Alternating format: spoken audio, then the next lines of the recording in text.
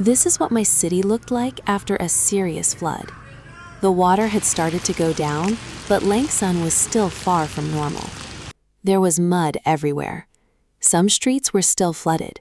Stores were cleaning up, people were carrying things outside, and some roads were still impossible to pass. Today, I decided to walk around the city and see what it looked like after the water finally began to disappear.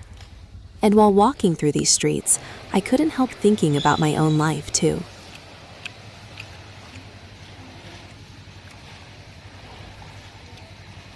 When I went outside, the first thing I noticed was the water. It had already started to recede, but there were still large amounts of water sitting on the streets. Some places looked almost normal from a distance, but when you got closer, you could see that the flood had left a lot behind. The roads were wet and dirty, there was mud along the sidewalks, and in some areas, the water was still deep enough that people had to be careful when passing through. It's strange seeing a place you know so well suddenly look unfamiliar. I have traveled around Langsun many times. I've passed these streets countless times on my scooter. I've gone to the market, bought food, gone to work, and done all the ordinary things people do every day. Usually, I don't even think twice about these roads. They're just part of my routine. But after the flood, I started looking at them differently. The city felt quieter. And even though people were already trying to clean everything up, you could still feel that something had happened here. As I continued walking, I saw people picking up rubbish and sweeping the streets. Some were carrying bags full of garbage. Others were pushing mud and dirty water away from their homes and shops. Nobody seemed to have much time to stop and complain. There was simply too much to do. When a flood comes, you can't just wait for someone else to fix everything. You have to start cleaning. You have to move your things. You have to check what was damaged. You have to figure out what can still be used and what has to be thrown away. Looking at them made me think about something I often feel in my own life. Sometimes I feel like I'm constantly trying to clean up one problem after another. Money is one problem. Work is another. There are things I want to buy but can't afford yet. There are plans I have to postpone because I don't have enough money. And sometimes, even when I think I've finally solved one problem, another one appears.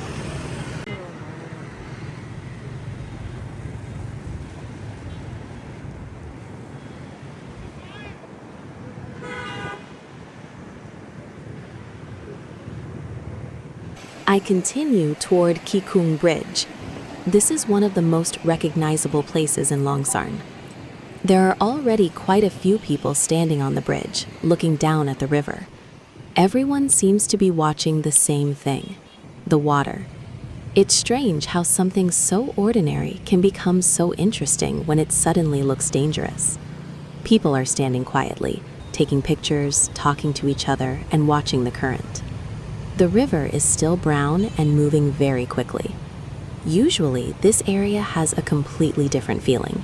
People come here, walk around, cross the bridge, and continue with their daily routines. But today, everyone seems to have stopped for a moment.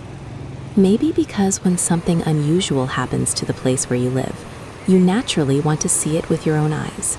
You want to understand how serious it really is. I do that too. I think that's why I came outside today. I could have stayed in my room. I could have watched the news or videos online. But seeing something on a screen is different from standing in front of it. When you're actually there, you can hear the water. You can see how quickly it's moving. You can see the mud on the roads. And you can see ordinary people trying to protect what they have. Near the bridge is Kikong Temple. The temple area has also been affected by the rising water. Part of the area is still flooded. It's difficult to look at a familiar place like this and not feel a little sad. Places like this have existed for a long time. People come here during ordinary days to walk around, visit the temple, or simply spend some quiet time. But today, the water has reached places where it normally shouldn't be.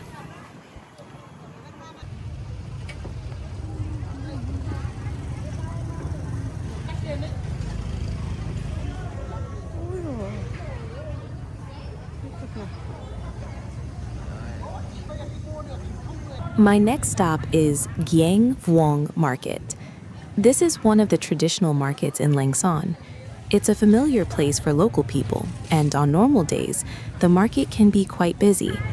People come here to buy meat, vegetables, fruit, and many other everyday things. But today, it looks very different.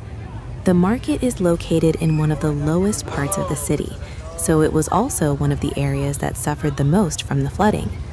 Normally, the sellers would be inside the market, sitting at their stalls and waiting for customers. Today, many of them have to stay outside on the road leading into the market. The water has changed everything. The usual flow of people has disappeared. Instead of customers walking through the market, people are standing around outside, trying to figure out what they can still sell and what can still be saved. I look at the market and think about how quickly someone's normal working day can disappear. For a person who earns money by selling food here, one day without being able to open the stall isn't just an inconvenience. It can mean losing an entire day's income. And for people who already live on a tight budget, even one lost day can matter. I know that feeling in a smaller way. When you don't have much money to begin with, you become very aware of every day that you don't earn. You think about what you need to pay for: food, rent, transportation, other basic things. When your income is low, there isn't always much room for unexpected problems. That's probably one of the hardest things about living on a limited income.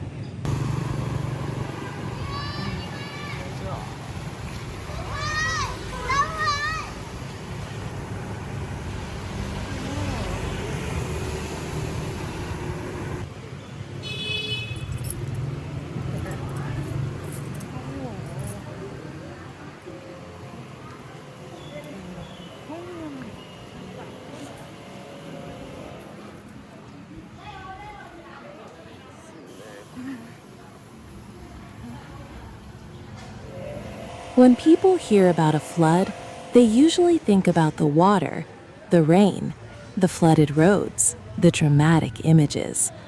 But once the water goes down, the real work begins. People have to clean everything.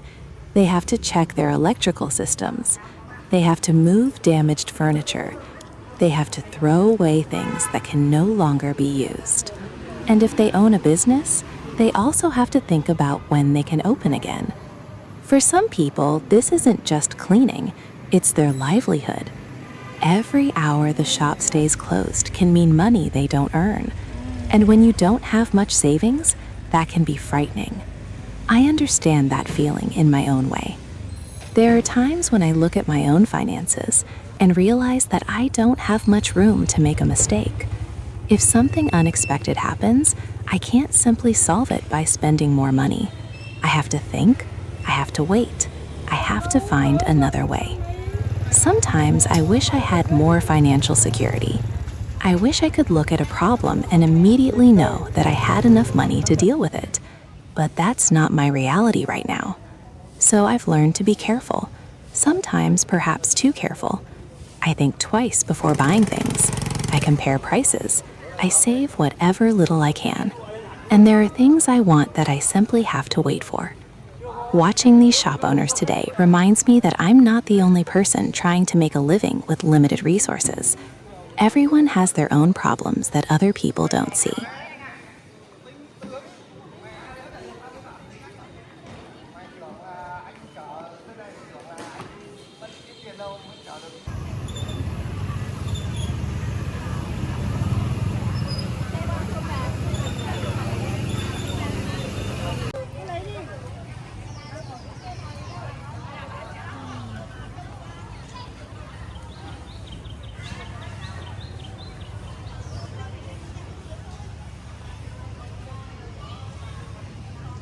As I keep walking, I start seeing what the water has left behind.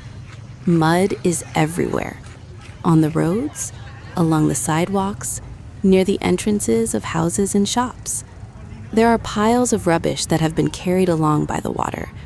Branches, plastic bags, pieces of wood, things that probably belonged somewhere else only a few hours ago. When the water was there, Everything was hidden underneath it. Now that the water has gone down, all of it is visible.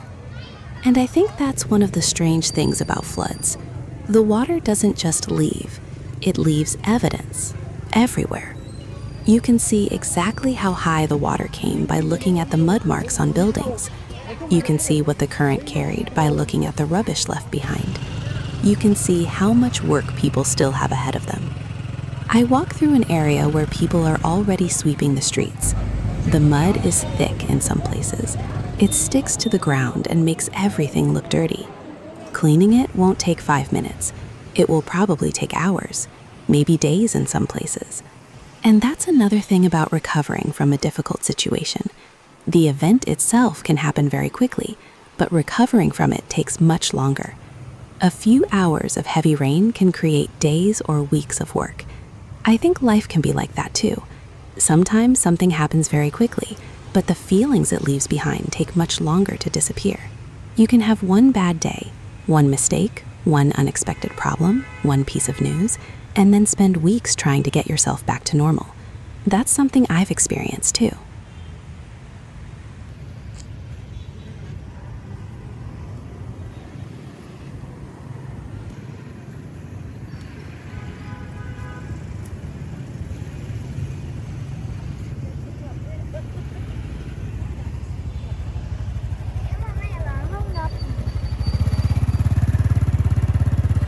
Then I reach a park. Normally, this would be a place where people could sit, walk around, or simply enjoy some fresh air.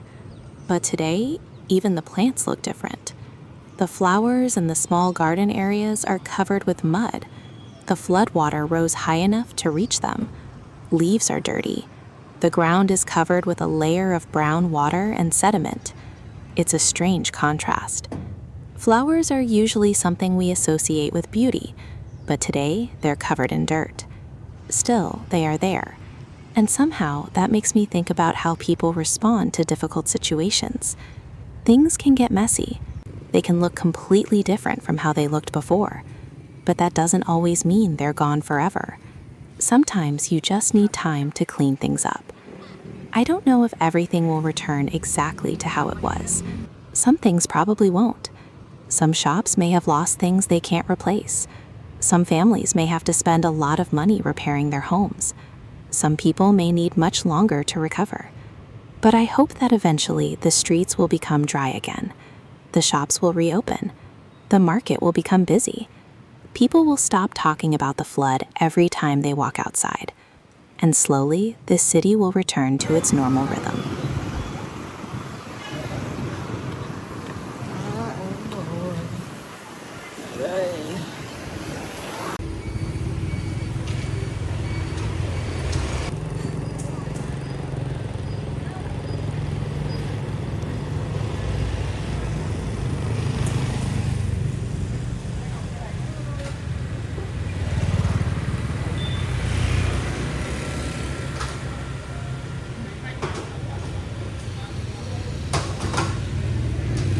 By now, I've been walking for quite a long time.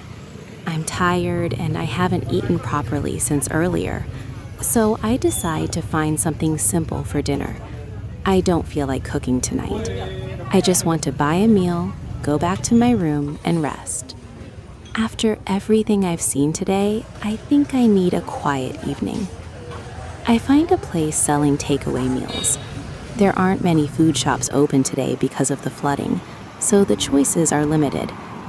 I choose a simple boxed meal. It comes with rice, stir-fried pork, minced meat, and some vegetables. The price is $2. For an ordinary day, I would probably think twice before spending that much on one meal. But today is different. After walking around the flooded city for hours, I don't have much energy left.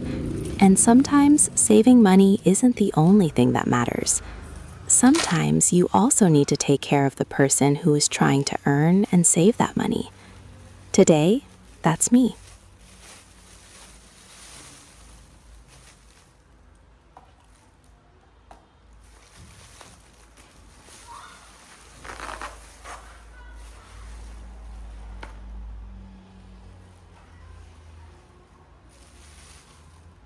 Tonight, even though I'm tired and my life is still far from where I want it to be, I feel grateful for these small things. I have a room to return to, I have food in my stomach, and tomorrow I can wake up and try again. Maybe that's all I need to think about tonight. Not the whole future, not every problem, just tomorrow. Outside, Langsan is still recovering. There is still mud on the streets. There is still a lot of work to do. But slowly, people are cleaning. Slowly, the water is going away. And slowly, life will return. I think maybe people are like that too. We get tired. We get overwhelmed. Sometimes life leaves us covered in our own kind of mud. But we clean up what we can. We rest when we need to. And when we're ready, we keep going. Not because everything has suddenly become easy, just because tomorrow is another day. Thank you for spending this day with me. I hope the next time I show you Langsan, the streets will be dry, the shops will be open, and everything will feel a little more normal again. Until then, take care of yourself, and I'll see you in the next video.